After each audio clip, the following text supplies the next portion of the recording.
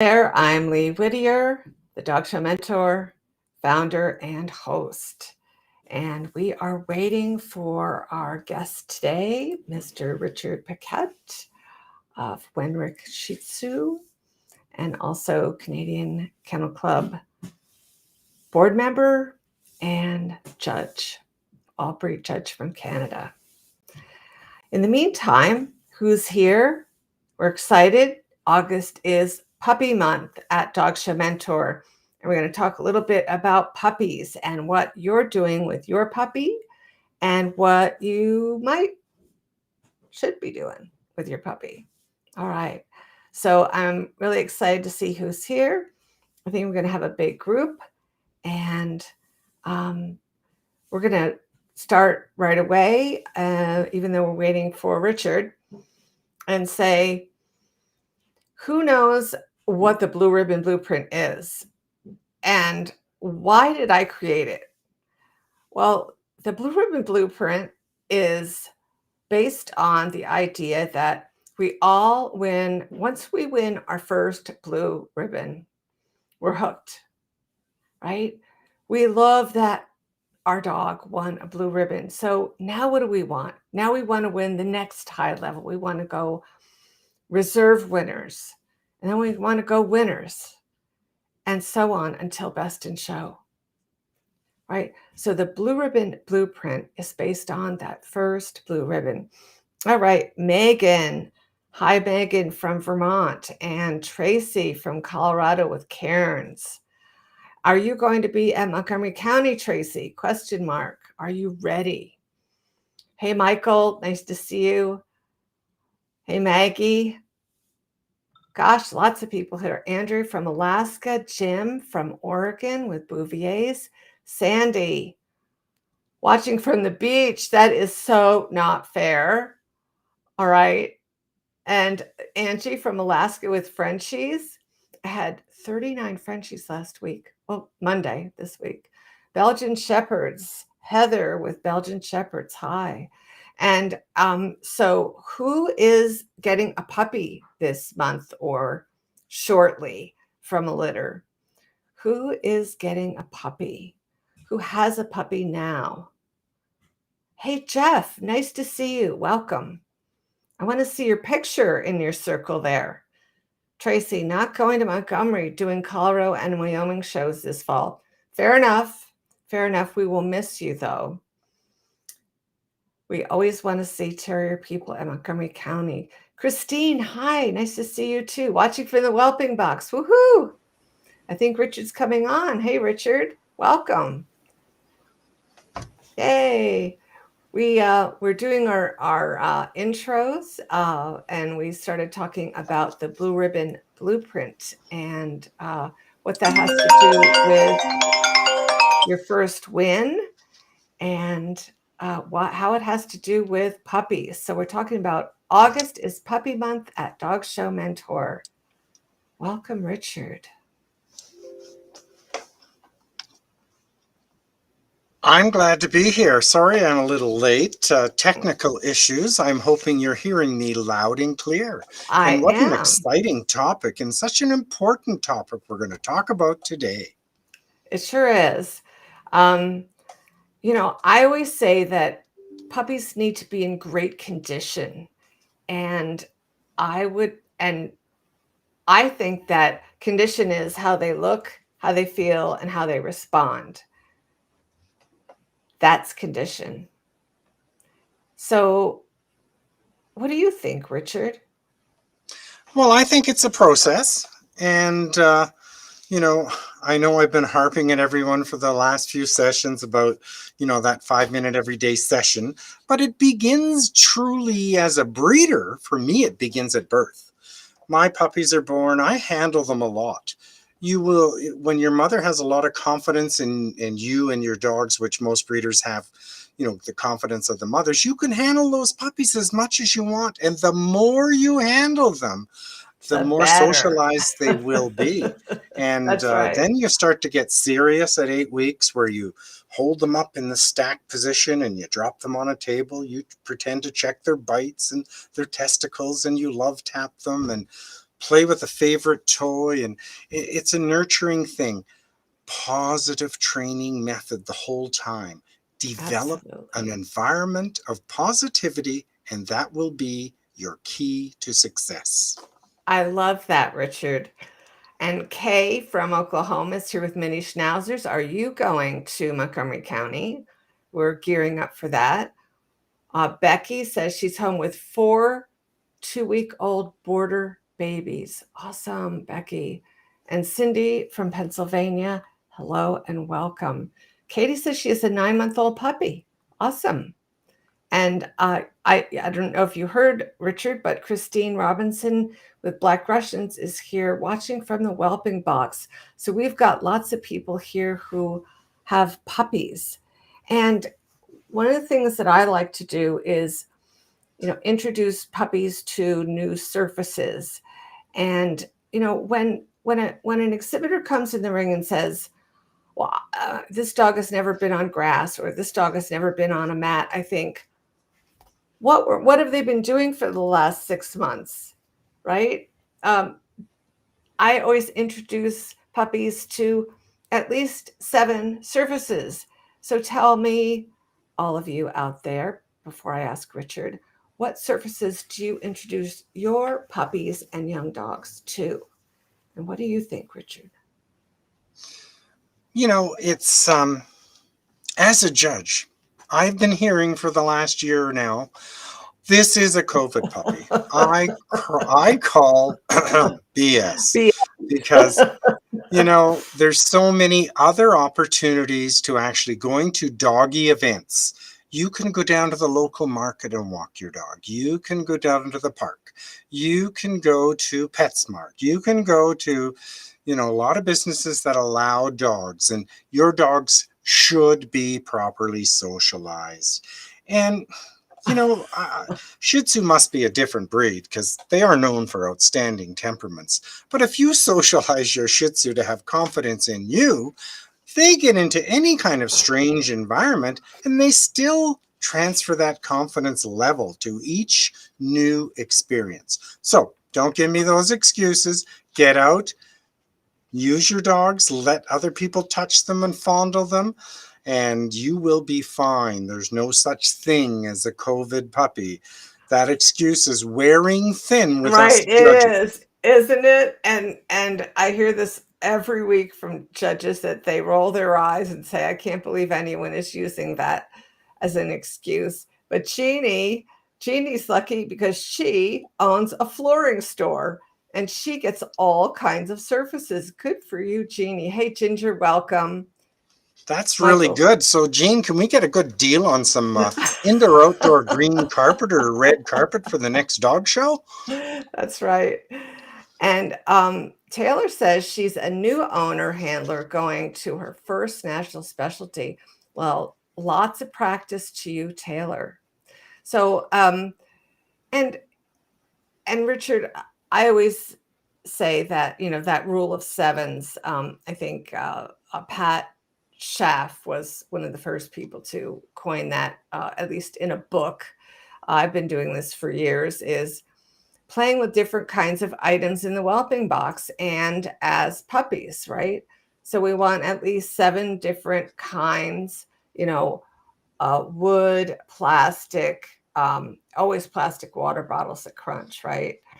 Uh, do you do that with Shih Tzu? Oh, Your yes. And metal definitely something spoons that and makes noise and, yep. things that could possibly give them a light startle, like an Mm-hmm. unexpected noise. So all those things are very important. And I just want to say something to Taylor, who's going to her very first national. That is the best step you're ever going to make. I hope you've signed up for all the seminars. I hope if you are or are not showing a dog, that you take the time to go visit with the breeders, especially when they're on a quiet time. In the middle of a top knot, when they don't want to be distracted or whatever, don't bother them then. But when they're just sitting around kibbutzing, go introduce yourself. Be outgoing. Tell them you're a newbie, and you will be shocked at the great reception you get. So participate, introduce yourself to all the executive of the national. And do become a member of your National Breed Club if you already have not. National specialties should be on the must list of every dog breeder and exhibitor. I highly recommend them. Absolutely. And I can't agree more. But I have to interject here. Brian Leonard is here. Now, Brian, I want to know, are you here from Europe or are you back? I've been watching your photos this week from Europe. So I'm very excited to know if you're here from Europe. And Mary says her services are rubber mat, carpet, stone, brick, table, tilt board, cement, bath towel, plastic mat, sink, leather, things smooth and rough. And don't forget metal, right? Because it's important that if you have an obedience dog, and I think Heather Anderson will probably agree with this since she has Belgian Shepherds, that you want your dog to be able to pick up something metal if you want to do obedience with it, because some dogs don't like picking up metal. And Christine says ceramic tile, wood, travertine, concrete, glass, grass, fake turf. That's a good one. Mats, textured doormats, right? And gravel. Absolutely. Let's not forget gravel.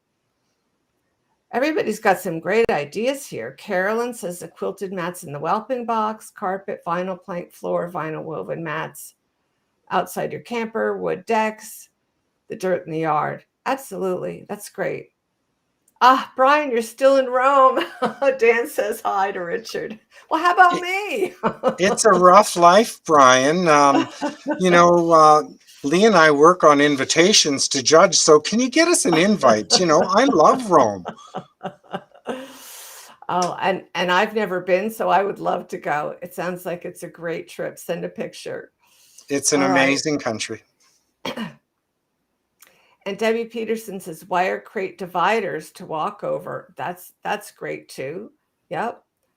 And yeah, to you both. I knew that. I was kidding.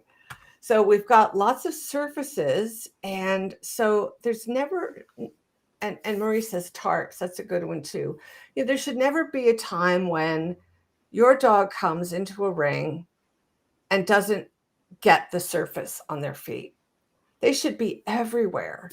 And that's going to make a well-rounded dog. It's going to be one of the aspects to make a well-rounded dog. What other things do you do? So I said 7 surfaces, playing with 7 different kinds of items. So what would be some different kinds of items? Bridget says she does puppy culture. Oh, yes, absolutely. Puppy culture is the best. And I love Jane, and I've done a number of interviews with her for Dog Show Mentor. Another interesting thing is when you go to handling classes at the local kennel club and they have a set of mats set up. Sometimes they're set up that they do not require tape. So get some bright yellow or bright silver, contrasting the color of the mats, and put it several places on the mats. And try to get your dogs to just play on that division for a second and then try running around. And hopefully they won't try to jump over every piece of tape on the mat.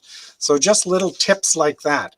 And, as a judge, I really love when a dog is attentive to me as the judge. So another little good training tip, and we train the Shih Tzu this way, is to have someone at the training class. You line your dog up and you got it nice and stacked. As the judge comes down the line, the person, have them stamp their feet or make lots of noises or give treats to your dog such that your dog, as the judge comes down the line, looks at the judge and follows the judge all the way until they've turned their heads. And you may not think that, that Richard, what good is that?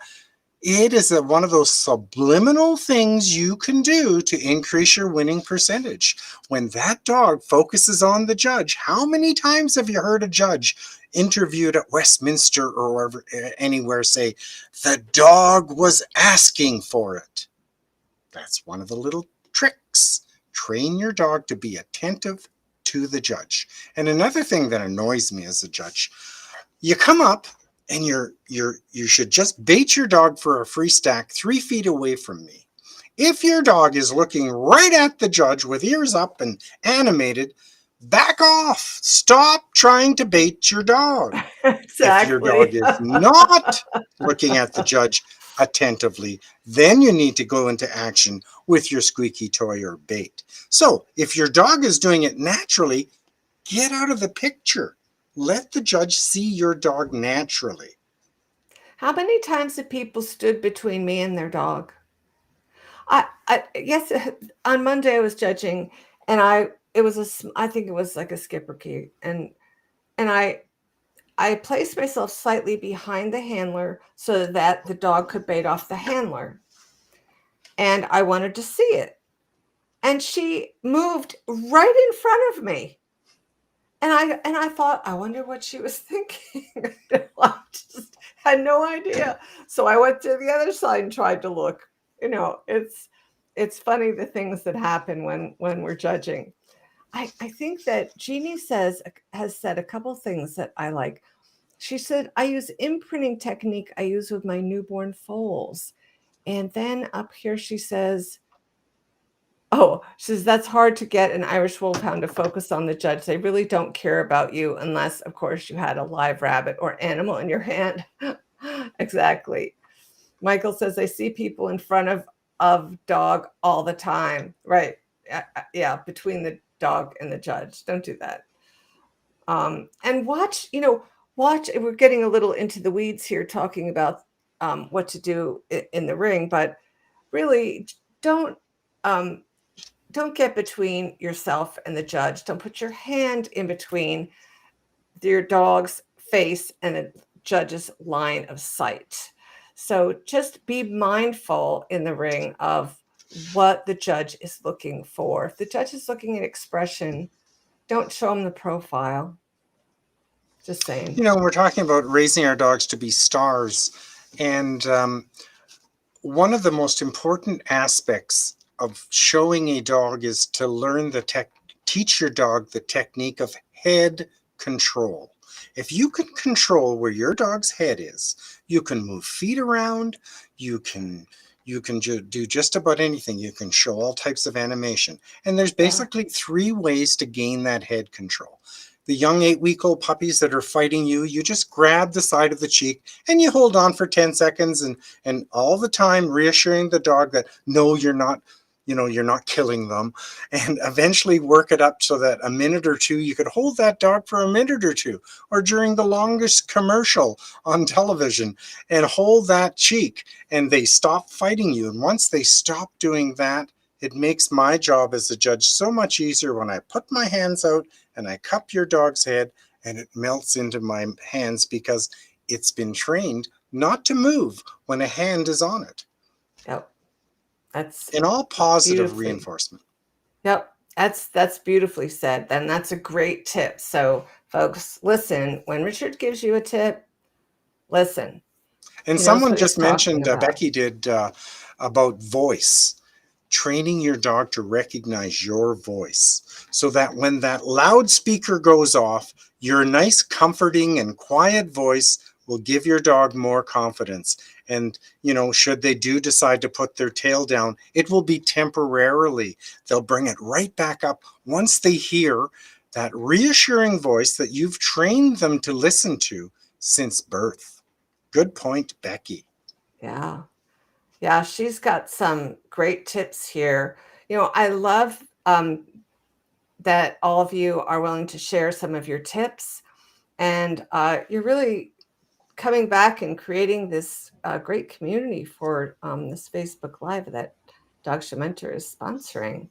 And we are so happy that Richard has agreed to come and be with us.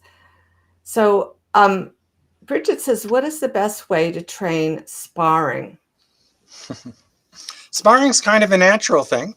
And, obviously we're probably talking terriers here. And I get my Lakeys out and I even do it myself, a lead in each hand. And I let them look at each other and they'll get up on their toes all naturally, and I'll make it a fun experience. Sometimes I'll throw the rat down and only let one dog get it.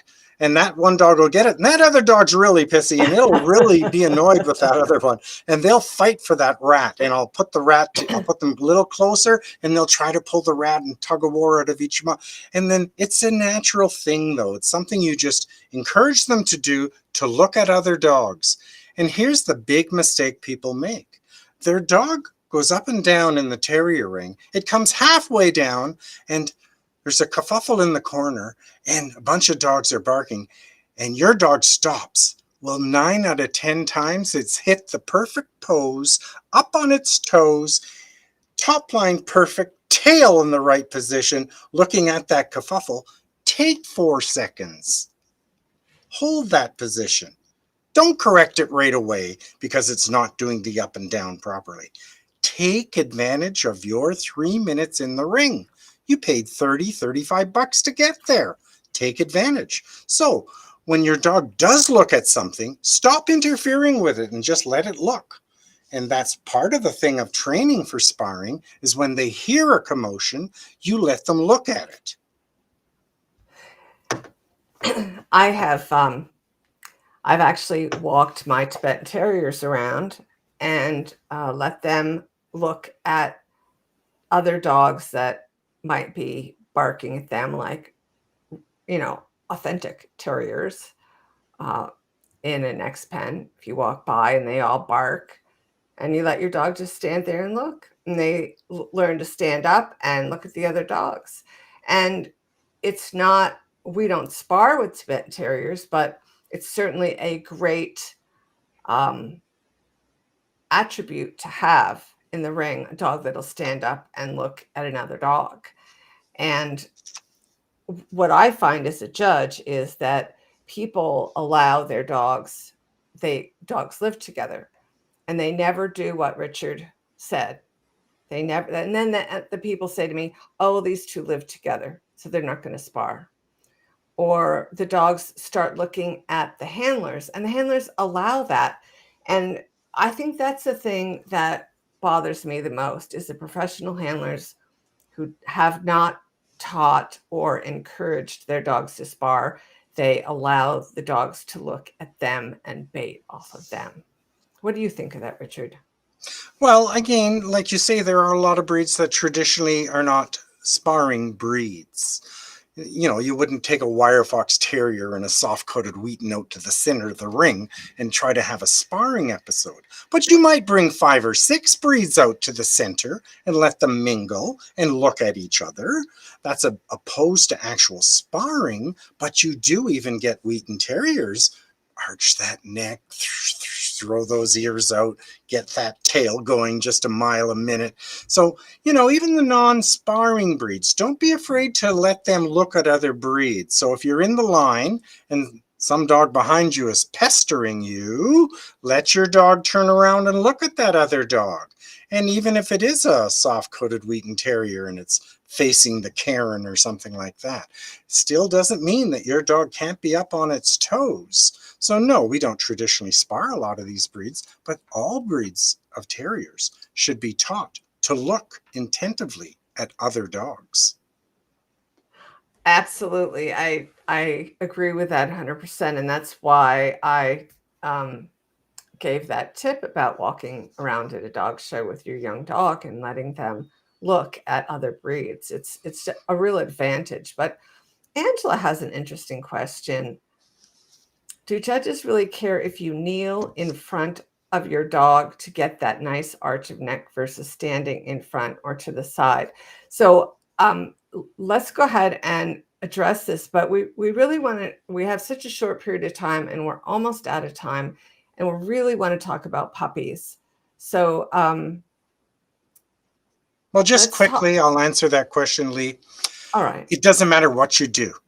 Do whatever you need to do in the ring to get the best out of your dog. If it means kneeling, kneel. If it means standing, stand.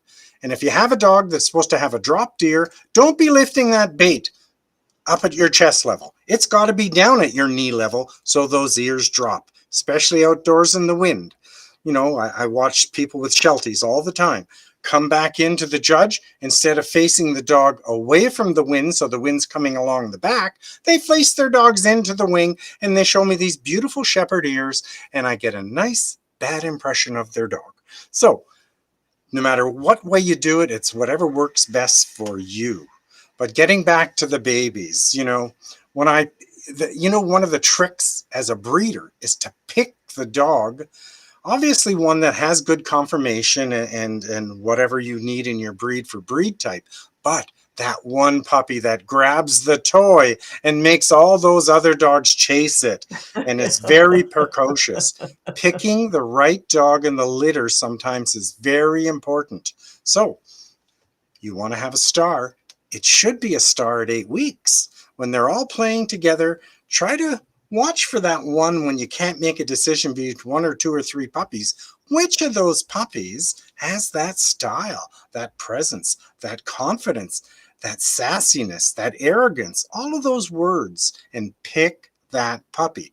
Oh, well, it doesn't have as much fore chest as the other one. If the other one's a brain dead dog, what's the point if it has a beautiful fore chest, if that's appropriate for your breed, if it's not animated and showy? Because, I'm not trying to speak ill of my fellow judges, but not all judges are as knowledgeable about your breed as they should be.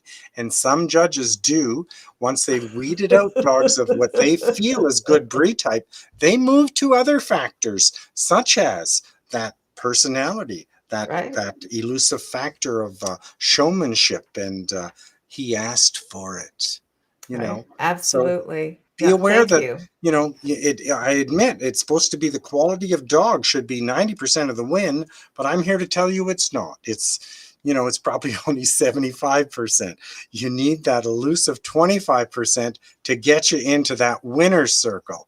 If you want to just go for mediocrity, don't worry about that kind of stuff.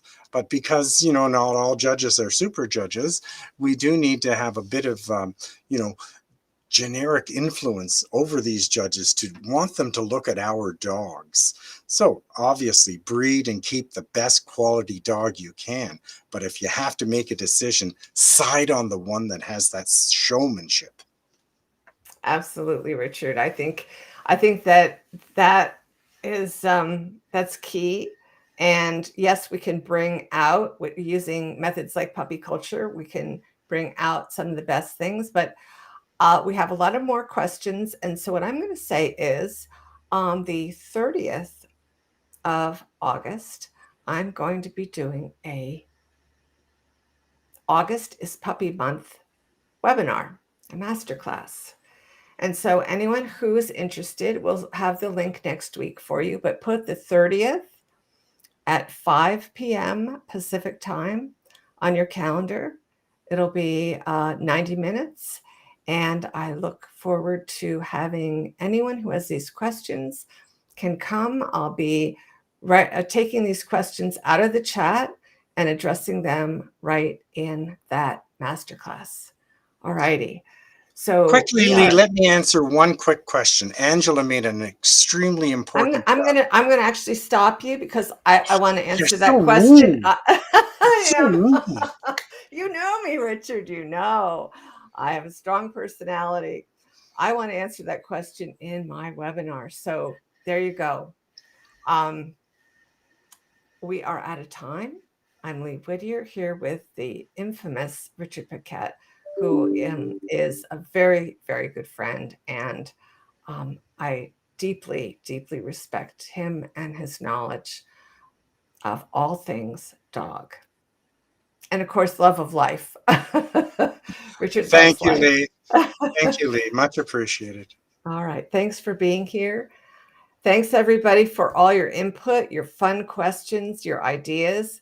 And we will see you next week on the Dog Show Mentor Facebook Live. Thanks, everybody.